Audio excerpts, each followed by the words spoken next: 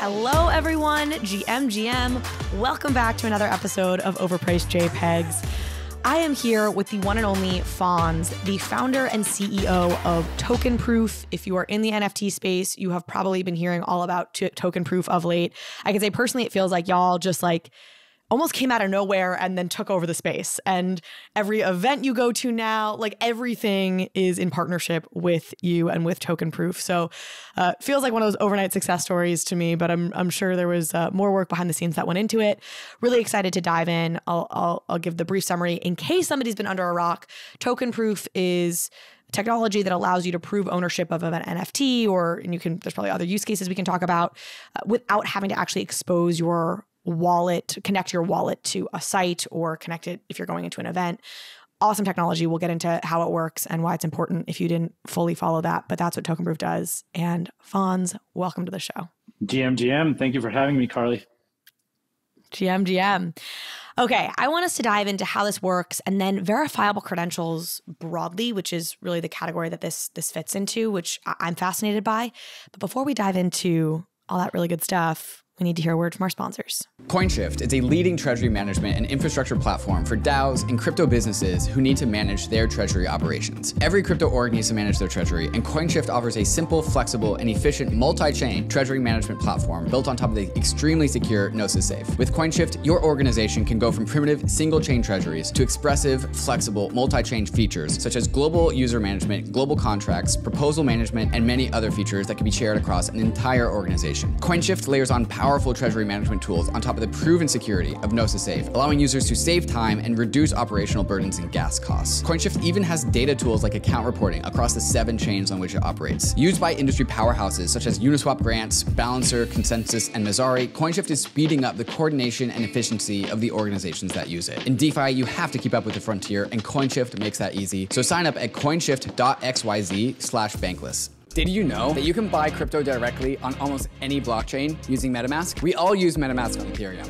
But did you know you can buy all the popular assets across all the popular chains straight from the MetaMask mobile wallet? Did you know that you could do this from over 260 available regions? So now you know that MetaMask helps you buy over 90 cryptocurrencies using bank cards, credit cards, Apple Pay, Google Pay, for whenever you need some quick crypto, whether you're stranded without gas, or you just need that NFT, or you want to tinker with some new application. MetaMask saves you time and gas costs by buying your favorite crypto asset straight from the mobile wallet. So check it out at metamask.io/buy-crypto. Okay, so I heard an interview in which it sounded like in many ways the origin for this idea and for you building this product came from your time working on a proof of vaccination product when the pandemic first hit. Can you give us that story a little bit and that origin? Yeah, and maybe even before that. I've been in technology my whole life. I spent 12 years in the oil and gas industry. I'm originally from Mexico City, but I live in Texas, and I spent 18 years in Houston. I'm now based out of Austin, but I developed technology for the oil and gas world and the industry. And then I had a successful exit in 2017. Worked for the company that bought my startup for about 3 years, and then the pandemic happened. And I got connected to a group of ex-Microsoft folks led by Paul Maritz. And so Paul used to be the number 3 guy at Microsoft in the 90s. And I got connected with him because of a relative that used to work with him and still is good friends with him. And so they had the idea that eventually, as the vaccine came out, it would be useful for people to carry their vaccination status in their phone. And through a mix of cryptography and QR codes, we would be able to prove our vaccination status in a tamper-proof and verifiable way in order to restart the world's economies faster.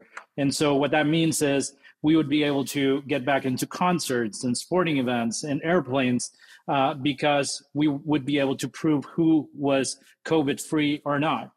And we were one of the earlier iterations of this technology, which we all now know as vaccine passports. I was tapped to be CEO and founder of that venture along with Paul and my uncle. And, you know, we went at it for about a year. We grew the team, we developed the technology, but then we quickly realized that we were walking into a political minefield, and there was all this controversy around vaccine passports and whether they would be used for surveillance purposes and whatnot, and just crazy conspiracy theories. And so getting that business off the ground was hard, but we had the technology developed. And so we decided to shut down that business in May of last year. And at that point, I had seen NFTs. I think the first time that I was exposed to NFTs was when Beeple had his big sale back in January of last year. And I got very interested in NFTs, but I was doing CPR on this business, and so I couldn't really devote any time to NFTs. But now that I had shut down the business, I had a lot of free time on my hands, and I decided to take a break from work because I had been grinding for the last 15 years nonstop. And so I said, let's see what these NFTs are all about. And that's when I bought my Cool Cats and my Bored Ape and a bunch of stuff that is probably going to go to zero. But that gave me a lot of knowledge and experience in this world. And I became a part of the community because I was fortunate to be early on, not like an OG early, but definitely early enough where I was able to form these really cool and valuable relationships. And then I had the idea for Tokenproof, which we can get into, but Tokenproof is really a pivot from the original venture from vaccine passports. And at some point I thought that maybe we could use the same technology, but instead of using it for proof of vaccination, it would be proof of ownership of digital assets like NFTs. Amazing. So let's dive into Tokenproof. You launched when? When did you officially launch? We officially tweeted out that we existed on February 3rd of this year. We actually started the pivot in January, like the very few early days of January. So that's when it started. And walk us through exactly the process. If you went to 8Fest, you experienced this, right? I'm going to 8Fest. What's the process to get in using Tokenproof? Yeah, so the first thing that the user has to do is they come to our website, tokenproof.xyz, they connect their wallet to us once, and they sign a message with that wallet once, because we have to make sure that the user that is registering a wallet is really the owner of that wallet, right? We need to know that they're in control of the wallet that they're registering.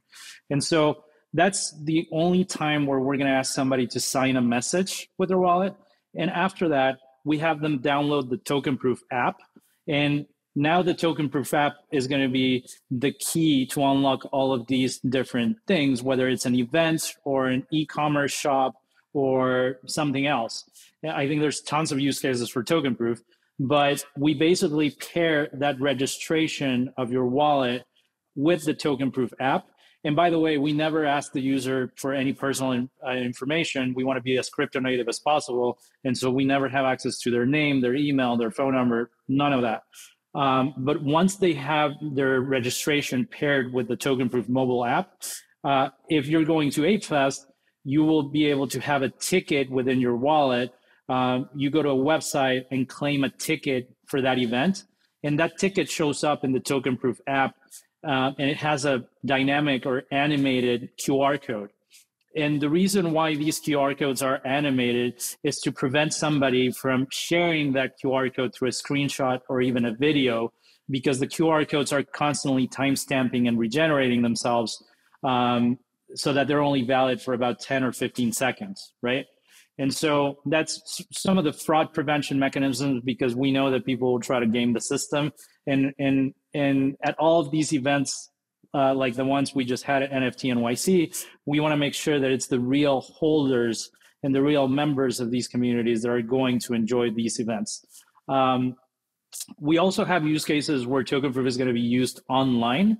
And instead of the user showing a QR code, they will be presented with a QR code on the screen that they will scan with the Tokenproof mobile app. So the Tokenproof app is going to be what gets you to unlock or go through all of these token gates in a safe way, because you're using the app, you're not using your wallet directly. So the big concept around Tokenproof is bringing safety to the space by allowing you to go through these token gates without interacting with your actual wallets. You're not connecting your wallet, and you're not unnecessarily exposing your actual tokens. Am I trusting you? So I signed Tokenproof. I signed with my wallet on the Tokenproof site once to verify who I am. Is that something where down the line, God forbid, if y'all got hacked, there would be a lot of hell to pay?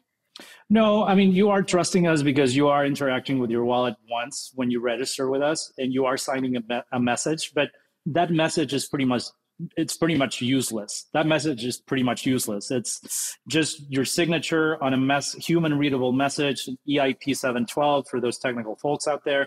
But we can't really do anything with that signature or that message. And so even that's if we just were proving hacked, Carly owns this wallet, and then I can go and you can go and look and see what's on that, what's held in that wallet. So you can go see, oh, okay, a Bored Ape is held there. You're eligible for Ape Fest. Yeah, and who's really trusting us is Ape Fest and all these events, because we're vouching for the user, and we're basically telling the event organizer, Carly owns this wallet and she should be able to get into this event. And so from the user's perspective, even if we were to get hacked, there's absolutely zero exposure to their actual tokens, and there's no private data or personal data that is being captured. So yeah. I joked about this with you before we kicked this off, but it's just like such a no-brainer idea that's so clearly helpful, needed, working, that it's like, cool, interview done. Thanks so much, Fonz. It's been great having you. Like, that's it. Like that. Like there's, it's almost it's a funny situation, because usually when I talk to folks, I'm like, well, maybe I want to push back on something or this and that, and I'm like, here, I'm just like, this is such a wonderful, needed thing in the space. And I think the key to this was when I thought about doing this pivot from the original vaccine passport venture, I went up to my board and I said, guys, let's just try this out. But the technology is not rocket science. We've executed very well on the technology front, but we knew that this was going to be a partnerships and a momentum-based business, where the thing that we really had to care the most about was building all of these relationships with people like Yuga Labs and all the other projects that used us for NFT NYC, because that's how we're going to be able to defend our solution. Somebody else could do this, and that's somebody else is doing this. Yeah, but that's the moat. That was a question I was going to have. It strikes me the other moat is getting people to download an app and actually like have an app on their phone. Is that right? I never saw it as a challenge, because yes, I think it is a moat. Once we have people with their Tokenproof app in their phones, we can send them notifications. We can say, hey, Carly, there's this event that you're eligible for because you hold XYZ token. And so I think that is going to be very important in the future. But I never thought it would be a challenge to get people to download the app, because people just hate interacting with their wallet directly, right? People hate connecting their wallet to Discord.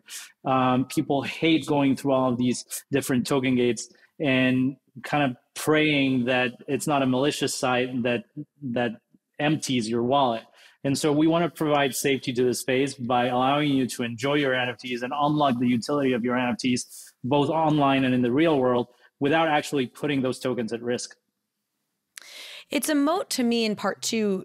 Yes, it's a moat because you can now send maybe notifications or say, here are the other things you're eligible for. But it's like, I don't have the Eventbrite app on my phone because I can just show it on my email, and I don't want to have to download 6 apps. So the next event organizer who's looking to who they're going to go to, from a consumer perspective, I want you to go with the thing whose app I've already freaking downloaded because I'm not downloading like 7 different ticketing apps for like at a certain point, like as a consumer, I'll get fed up with that. So if you're getting the network effects early, in this case, network effects, just, users who have your app, it feels like all these future events are just going to naturally want to use that too, because people that are attending their event already have the app in place. I hope so. And I think that as we roll out our online verification, where you're going to be able to prove that you own a token to get a role on Discord, that's going to create further stickiness to people that already have the app. Because I'm sure there's people that uninstalled the app after NFT NYC. They're like, I'm not going to a crypto event or an NFT event for a couple of months, so why keep this in my phone? But I think that as we provide additional utility, especially in the online use cases, people are just going to keep it in their phones. Is there a simplified way to do this? Could this Could an Apple Wallet be leveraged for something like this, where it could become something, it's a QR code that's moving around in my Apple Wallet? I think so. I think there's ways to do it, and there's ways to do it with NFC, for example, where you don't even have a QR code, but you're just tapping your phone on a reader at the entrance of Ape Fest. And that is definitely something we want to explore.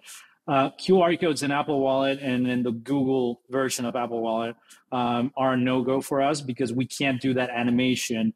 And also keep in mind that the entire payload of that verifiable credentials, and we'll get into verifiable credentials, all of that payload is encoded in the 4 or 5 different frames of that animated QR code.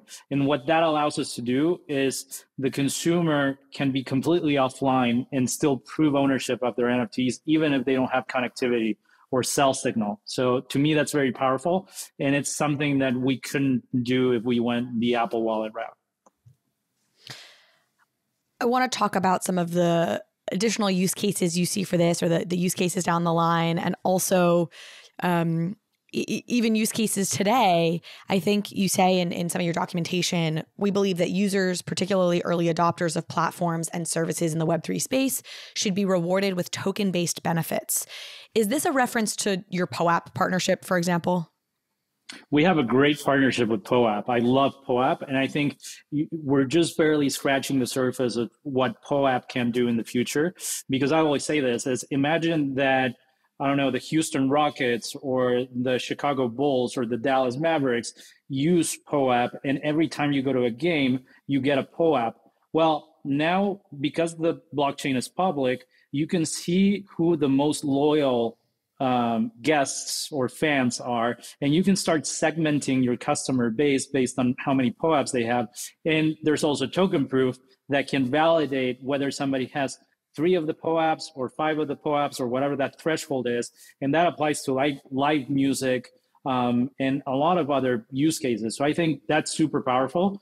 The way that we've been using POAPs up to now is when you go to Ape Fest, when you go to an event that uses Tokenproof, and they have implemented a POAP for that event, just by scanning in your QR code, we will automatically airdrop that POAP to you, so that you don't have to do anything else. The POAP will just show up in your wallet. I think people and event organizers are very pleased that that is an option. It sounds like you are fully anticipating this to be used for ticket events in the future outside of the Web3 space.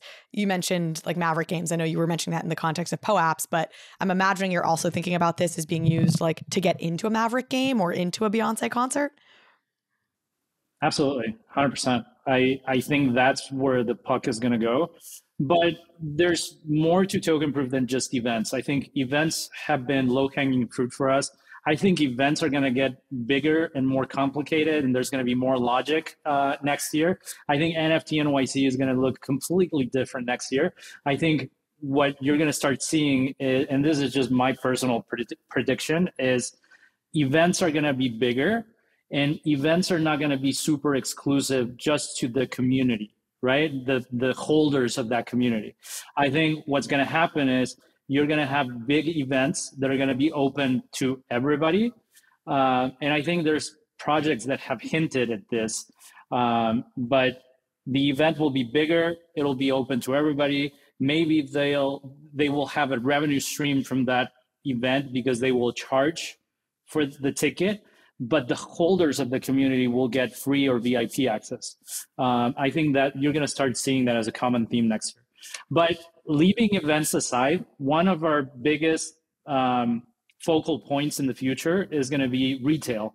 How can we connect the Web3 consumer to retail and e-commerce? And so we're going to start working on this. But what I always say is, imagine that somebody like Sephora or Victoria's Secret wants to offer a discount to holders of Boss Beauties or World of Women.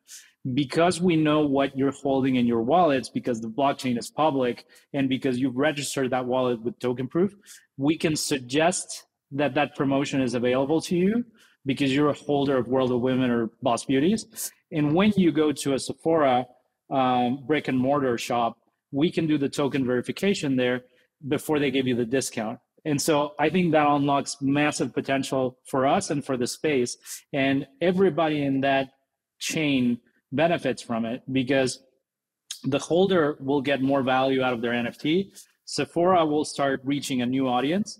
And then obviously Tokenproof benefits by that. So I think it's that's such a no-brainer. I totally agree. And I've talked about that here as well. As I think that'll be really interesting as we start to see brands want to reward holders of certain NFTs, whether because they want to benefit certain demographics or women or, whatever audiences they want to try and connect with. Does this mean that Sephora or Victoria's Secret need to have the Tokenproof app or some version at their register to verify and scan your QR code? I think the way that we approach it is by integrating with point of sale systems, whether it's their proprietary point of sale system or, you have point of sale systems like Shopify and Square. And so that's where we would want to build integrations so that it's seamless and they don't have to purchase any additional software or hardware in order for them to do this. Are those conversations happening now? Yes, absolutely. Nice. What are the obstacles or what are the reactions you're getting from these point of sale systems about integrating Tokenproof? Are they open to it? Are they skeptical? I don't think they're skeptical. In fact, there's these companies like Shopify and Square and others who are very much interested in stepping into the space and having a presence in the space. I think it's going to be more on the retailer side. Are we going to get them comfortable in establishing another mechanism for somebody to gain some sort of benefit, whether it's free product or a discount, things like that? And so I think we approach it the same way that we're doing events, is you go to the crypto native community initially, and then you start opening up from that. So no, it's conversations that it's still very early on for us in how we're approaching those conversations. And I think it's going to take time to materialize, but we're excited to be working with some of these partners and just testing stuff out and see if it sticks. There is a brand new staking feature in the Ledger Live app today. We all like staking the assets that we're bullish on, and now you can stake 7 different coins inside the Ledger Live app. Cosmos, Polkadot, Tron, Algorand, Tezos, Solana, and of course Ethereum. With Ledger Live, you can take money from your bank account, buy your most bullish crypto asset, and stake that asset to its network, all inside the Ledger Live app. Through a partnership with Figment, Ledger also lets you choose which validator you want to stake your assets with. And Ledger is running its own validating nodes, offering a convenient way to participate in network validation, and it even comes with slashing insurance. Ledger Live is truly becoming the battle station for the bankless world, so go download Ledger Live. If you have a Ledger already, you probably already have it, and get started securely staking your crypto assets. Immutable X is the layer 2 platform for crypto gaming. Immutable offers massive scalability with up to 9,000 transactions per second and instant transaction confirmation. No more gas fees, no more waiting around for your transaction to clear. Immutable's zero knowledge rollup finally unlocks the world of crypto gaming. Immutable X is the only gas-free NFT minting platform with over 26 million NFTs minted, all with zero gas fees. With the power of Immutable, gaming developers don't also need to become smart contract developers. They just need to plug in to Immutable's API and instantly start unlocking the full potential of crypto assets inside of games. This is why world-class companies and projects have decided to deploy on Immutable X, like GameStop, Ember Sword, Planet Quest, Illuvium, TikTok, and many more behind the scenes. So start building your game on Immutable X today at immutable.com. So is this something that could work when I go to mint something? I think where we see so much fraud happen is, oh, a free mint, I'm connecting my wallet to get this free mint, and oh, it's a bad actor, and oh, these things have gotten stolen. Can Tokenproof be a middleman, so to speak, in that dynamic?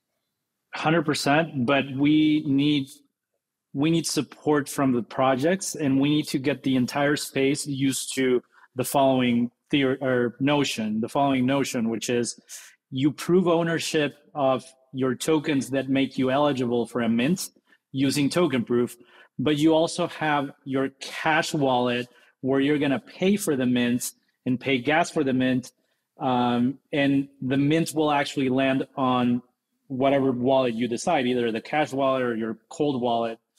Does that make sense? We need to decouple these two, because what usually happens is you mint something with the wallet that you're proving ownership, and that makes you eligible for that mint. And I feel like we need to have two completely different wallets. One is you're proving ownership of your tokens using one, and you're paying for the mint using the other. Yeah. Well, so let me even decouple. Let's say that anybody's eligible. There's no like, you have to have these tokens to be eligible. And I'm thinking this through in real time. Like maybe I'm just describing creating centralization out of a decentralized system, right? But instead of somehow connecting my wallet directly to a site, Tokenproof is acting as a conduit that I trust to connect my wallet to, that can then maybe give the information required to the free mint site, and I can still end up with a token in the end. I don't know. No, I think it makes sense. The question is who pays for gas? Because if the user is the one that needs to pay for gas, then there needs to be an actual transaction executed in the blockchain. Is it a double gas system where I'd have to pay for? No. I think it would still be single point of gas payment. What I'm saying is somebody needs to pay for that mint's gas, right? Even if it's a free mint. And Tokenproof never wants to execute a transaction on behalf of the user in the blockchain. We're completely off-chain. We're completely gasless. But the moment that we're actually facilitating and executing transactions on the blockchain for the user, we become a wallet. And we never want to be a wallet. I'm trying to wrap my head around it, but I don't want to belabor it too much more because I feel like there's probably people who are understanding it better than I do. So I feel like you had this huge success at NFT NYC. It was like 80 plus events or something that Tokenproof was involved in. Do I have that number right? Yeah, about 80 events. Yep. What were your biggest learnings, takeaways? What are you improving about the product since that experience? I think we learned that different organizers and different projects have very different ways to approach on the ground logistics and how they physically assemble folks to get into the event. And we need to make sure that we're aligned with those projects and making sure that everything flows properly, not only from a technological standpoint, but from a logistics standpoint, and how many people you're going to have scanning the QR codes. How are you going to have your wait list line versus your confirmed guest line? Is there going to be a physical guest list with names and phone numbers? Because we had instances where we had events that had a guest list and they also had Tokenproof. So I think we need to be very much aligned with these projects and these event organizers, and we need to be vocal about what we know works and what doesn't. Because I mean, you saw us at ApeFest. ApeFest was absolutely awesome for us because we play. And by the way, you guys, the best partner that we could have ever hoped for, and they embraced us early on. And we had a ton of meetings with them to make sure everything went as smoothly as it did.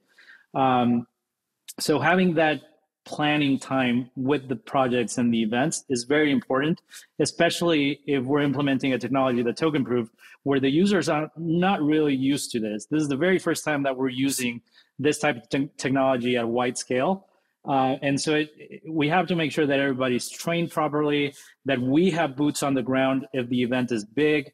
All in all, I think it was a great success. There were learnings and there's things that we're going to improve upon as we continue to develop the product. But it was just amazing to see people coming into the different venues and showing their QR codes and everything working very well. We obviously had a couple of exceptions and a couple of issues here and there, as you would expect with any technology, but it was just amazing to see it come to life and being used. And the response from the public has been amazing. I mean, if you do a Twitter search for Tokenproof, everybody is raving about it. So I'm really happy that we were able to provide value to the space and that people are embracing what we're doing. How big is your team right now? We have 11 people in the team. Oh, that's pretty good. I guess you're like 5 months old. Again, I feel like it felt like I didn't know about you, and then suddenly you were like the company in the space, which again, when you're living it, you know all the grindy bits behind the scenes. Are you looking to scale further over the next 7 months, 6 months, rest of the year? Yeah, I think we have a development roadmap that we need to tackle, and the sooner we get to it, the more opportunities we're going to have. And so we're going to be hiring more engineering talent. And I don't want to make this a huge company with a huge headcount. We want to take it slow. Whenever we were working on the vaccine verification business, we had to grow headcount very, very quickly. And I'm talking like 0 to 40 employees in 2 months. I don't ever want to do that again. And the way that we've acquired talent has been super organic. We want to hire from within the space if we can. One of our very talented product managers came to Tokenproof because he had the same idea and he was working on something very similar on his own. And when he saw what we launched, he was like, "Oh, I'm not gonna come out with my own stuff. I'm just gonna go to Tokenproof and see if they want to hire me," and we did. And so it's been very spontaneous and very organic, and I absolutely love the rockstar team that we have. And obviously, some of the folks that are working in Tokenproof came from the previous venture. So I want to talk more about your business model, but before we go there, I do want to dive into this broader topic of verifiable credentials. It's actually funny. I was remembering that VCs were actually one of the things that first drew me into this space at the beginning of last year, looking at how they could be used for vaccines, for example. I come from a political background, like voting, identity, like representing your citizenship, your political self, all these things, and finding that really interesting. And then really forgot about it as I entered the world of like PFPs and then all the rest of this. And it feels like it's coming back into the conversation in a bigger way. Bankless recently did an episode with Evan McMullen and Vitalik Buterin talking about soulbound NFTs and verifiable credentials. So it's such an important topic. Can you maybe define for folks verifiable credentials, generally speaking, and what they are? Yeah, you can think of a verifiable credential, and especially if you're in the NFT space, you can think of that credential to be an off-chain, non-transferable NFT. It still has all of the cryptographic properties that make them fully verifiable, to where if anybody tampers with that credential, you would be able to verify that happened, or that it did not happen, obviously. And so these credentials can be used for a wide range of use cases, and it could be your driver's license, your birth certificate, your college diploma. It could be, I don't know, your membership to a gym. And so it's things that don't really benefit from being on-chain. And honestly, there's a lot of private data that I don't want on-chain.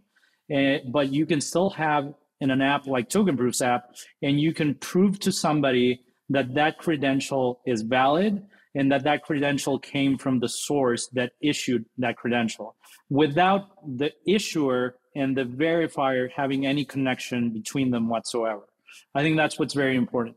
I like the notion of soul-bound NFTs. I'm sorry, Vitalik, but I think it's a terrible name. I think it's just like dystopian. I don't know that it's the right name for it, but I honestly don't think that they need to be on-chain. I think you can still achieve the same result by them being off-chain, and by them not being tied to a particular blockchain, it makes them even more interoperable. So the way that we're using verifiable credentials is when you come to us and you sign a message with your wallet, we're basically creating a verifiable credential within the Tokenproof app that says this user is the owner of this digital wallet. And that's a verifiable credential that maybe in the future somebody else verifies and not just Tokenproof verifies. Because if you think about it, we're in a closed loop system. We're both issuing that credential and verifying that credential when you show up at one of these events. Maybe in the future, somebody else is going to want to verify that credential. But the other use case that comes to mind, especially as we come out of NFT NYC, is you could have other types of credential within the Tokenproof app, like your age verification. So if we're able to verify that you're over 21, you can have a credential within the Tokenproof app in the future that says that. And so when you're showing up at the event, with one single QR code, you're showing that you have a ticket to the event and that you're over 21. So you don't have to have as many boots on the ground checking for your ID and giving you that wristband. It can all be done in one single step. This was the example that I always gave back when I was talking about VCs more commonly in the beginning of last year, was like the privacy piece of this. If you're going to a bar, you don't have to show your ID. That's also going to give somebody information about your specific age, your height, your name, all of that information. You can just Yeah, exactly. You can just give them something that verifies you're over 21 and therefore eligible to get into the bar. And that privacy piece is really appealing. You mentioned the soulbound NFT thing. For folks who maybe haven't listened to the Bankless episode or read Vitalik's paper about this or understand this, this is a friendly debate between verifiable credentials, which, as you said, typically or necessarily are off-chain. Are verifiable credentials necessarily off-chain? Like by definition? No, they can be stored on chain. They could be on chain as well. But oftentimes are off chain, and then soulbound NFTs, which would be on chain. I think Vitalik's central point about why he's in favor of soulbound NFTs and feels it's important for them to be on chain is it allows you to prove a negative. Like, I don't have other loans outstanding when I'm applying for this loan, and you can prove that because if they did, you'd be able to see it on the blockchain. Whereas if you have all of these like if you have past loan things that are issued as verifiable credentials, you can hide that. And so you can't prove that negative. So I understand there's some very specific use cases in which you may want these non-transferable NFTs to live on chain. But I think I'm also somewhat persuaded by folks like yourself who feel that there's just a lot more functionality when you also have things that are off chain like this. My central total noob question is, where are things, I guess there's nothing fundamentally being stored. It's the storage piece of this when things aren't on a block that has been breaking my brain. Can you walk me through that?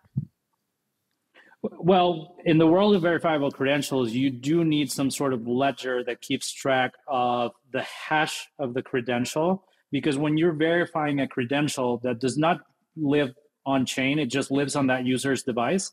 You need to compare it to something else, right? And you have to make sure that the hash of that credential matches the hash that is in that ledger.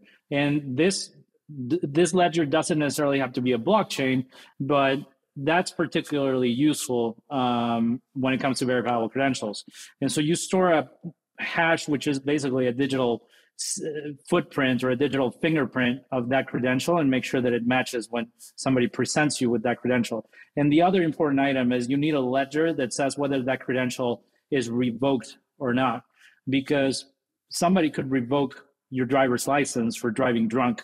And so you need some sort of register that establishes whether the credential that you're scanning or verifying is still valid or not. And so that's where you need some sort of revocation ledger, revocation registry. So for example, for Tokenproof, what is the ledger y'all are using? Where are those, like, what does that look like?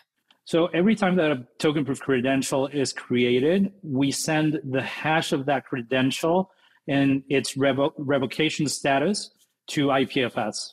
We want to be gasless for as long as we can. And so we decided that IPFS was the right spot for that.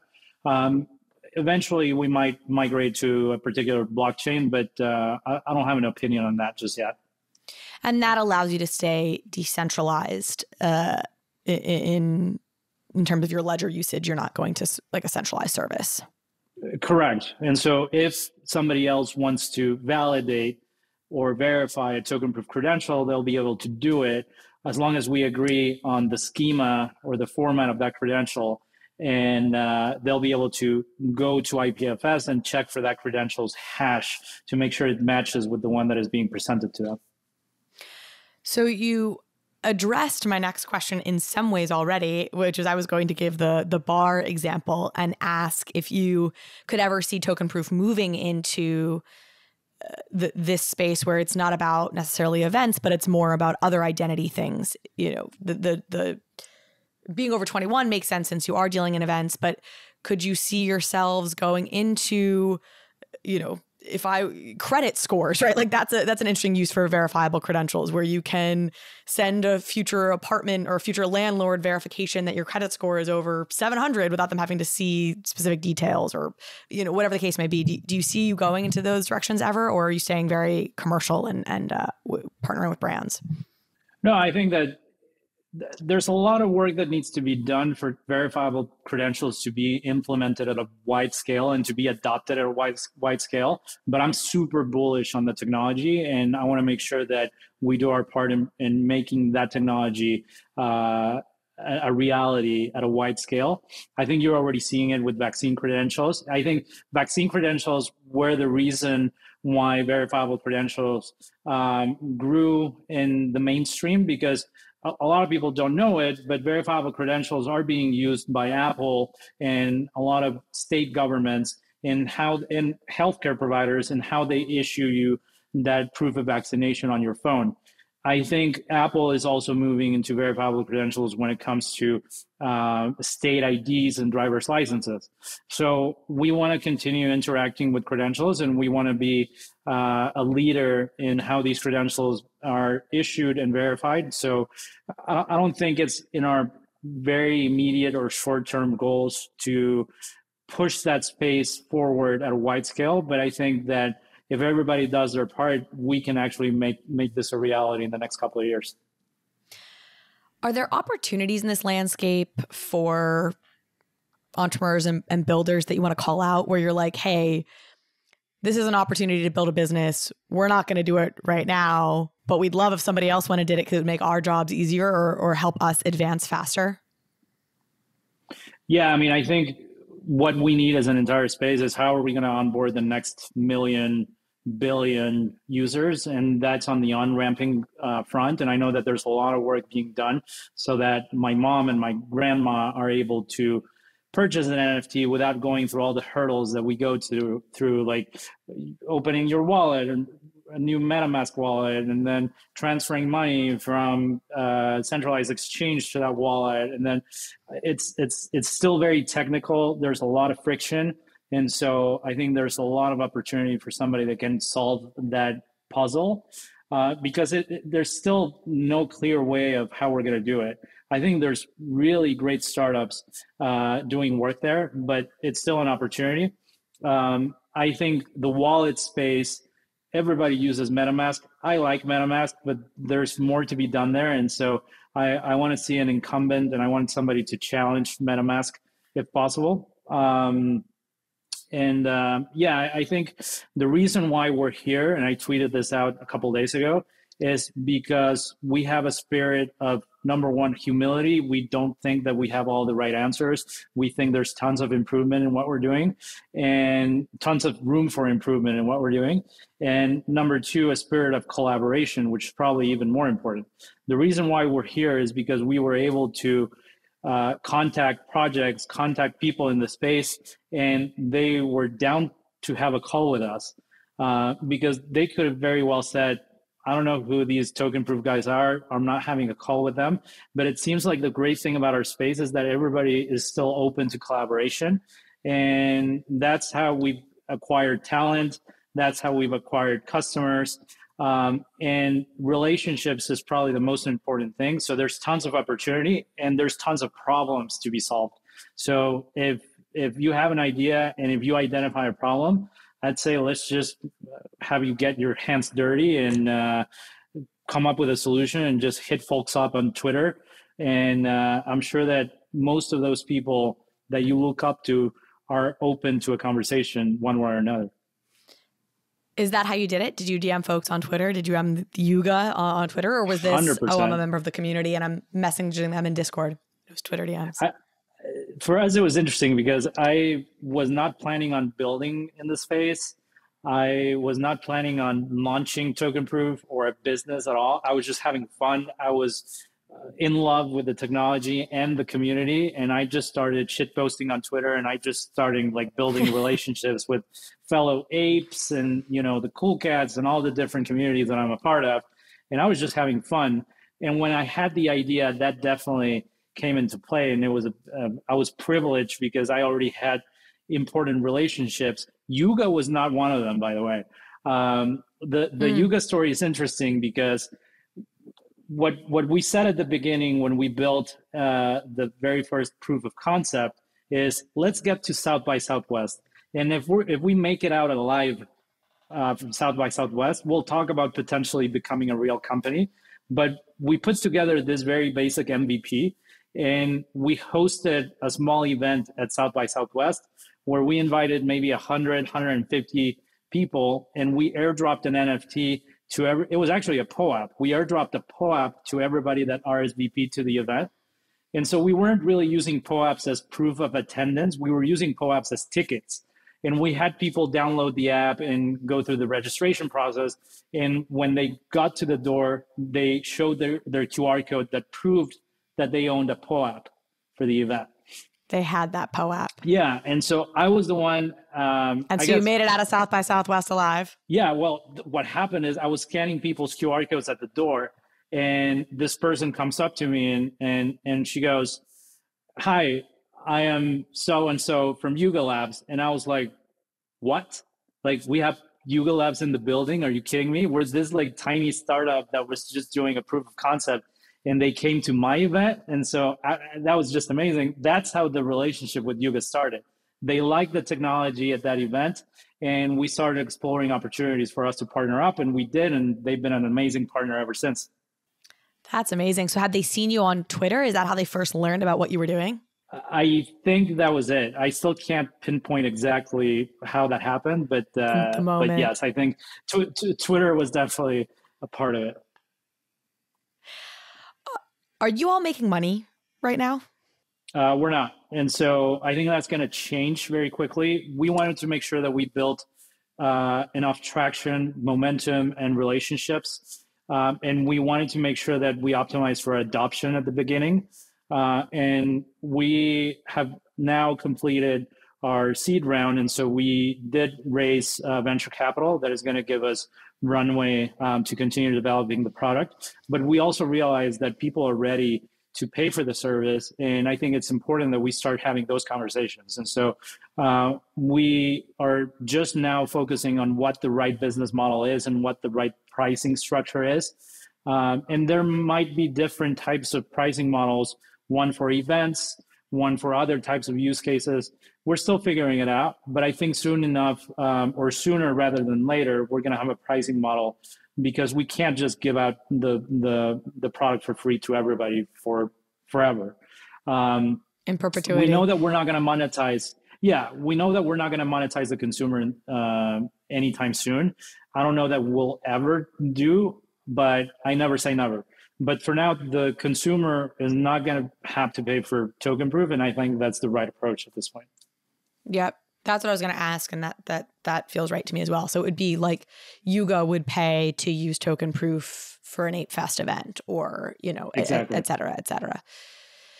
Eventbrite, how do they monetize? Similarly, is it on like the enterprise side, or like do they take a cut if I pay for a ticket? How does that work? I think that's what it is if your event is paid. So if you're charging people to come to your event, they're going to take a transaction fee for every seat or every ticket that is sold. So that's one way to look at that. Is that when you give the prediction of like, hey, I think next year is going to be open to more people, and they're going to be selling tickets to them or monetizing them more than events did this year? Is that a little bit where your head is going for that prediction? Or you're a little bit rooting for that from a business monetization perspective? I'm rooting for that, not just for that reason, although that is one of them, but I think people want to hang out with different people, and people want to go to other communities' events. And like, if you have a group that goes to NFT NYC, you don't want to go through the hassle of making sure that all of your friends have the same NFT, that all of your friends made it into the same party. So I'm rooting for it, because I think it's the evolution of events in this space. And I think there's also other really cool stuff that can happen when you're at this event that is maybe even bringing in different communities in one single space, and how you approach like paying for drinks, paying for merch. We could be the ones facilitating on-chain payments for that type of stuff. And so maybe you're paying, I don't know, and full disclosure, I haven't talked to the cool cats. I haven't talked to them about this specifically at all, but maybe you pay for your drinks using milk. And maybe that's something that we facilitate. So just an example of what I'm thinking about as we come out of NFT NYC and look at what the next evolution of Web3 events is going to look like. Can you explain how would y'all help as like a payment provider for milk in exchange for merch?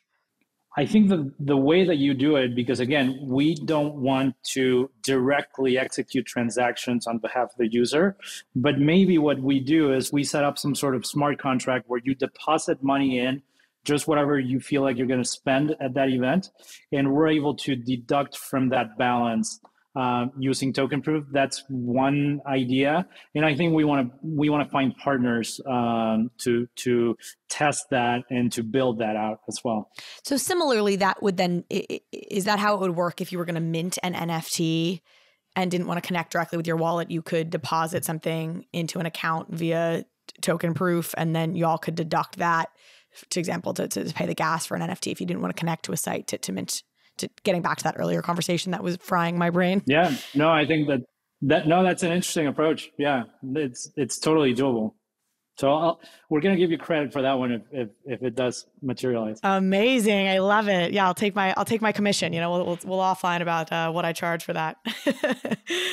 Well, thank you so much, Fonz. I have this funny reaction here where my instinctual response to this since I first learned about y'all, which was, I don't know, a few weeks ago at this point, probably for me, I was late to this party, I guess, is like, how did this not happen sooner?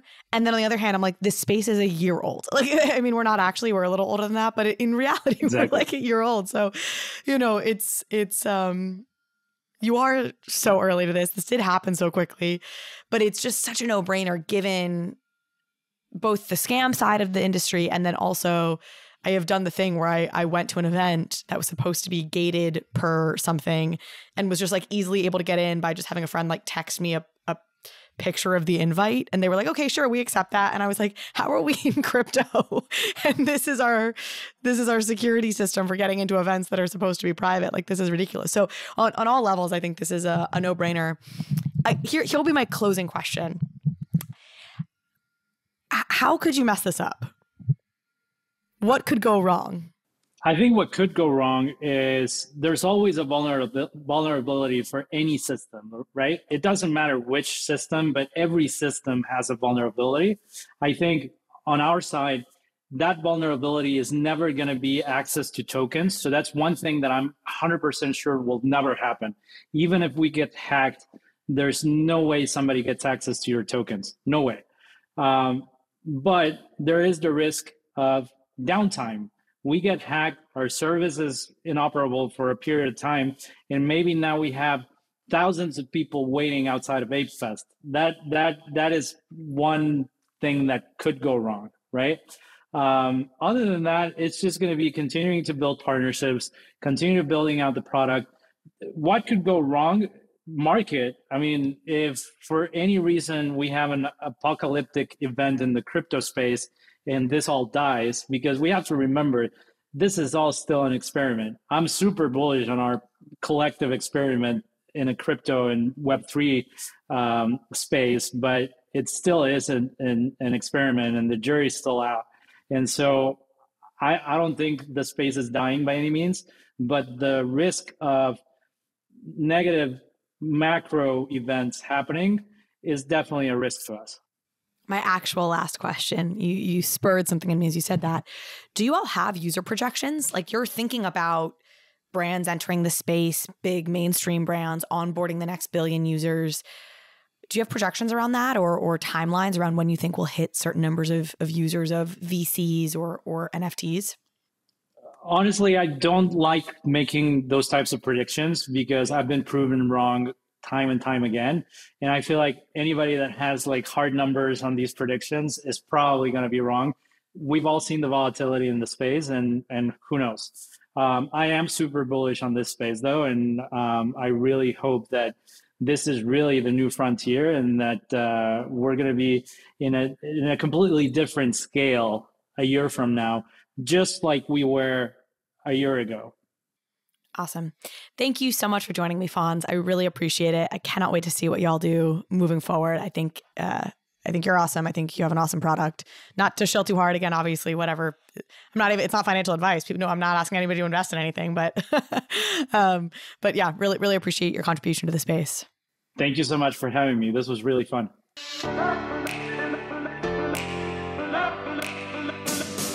Thank you so much for watching this episode of Overpriced JPEGs. If you liked this conversation, if you liked this episode, please go ahead and hit subscribe. It helps me out, it helps the show out, and it means you will get alerts and updates when we post new content. Thanks again.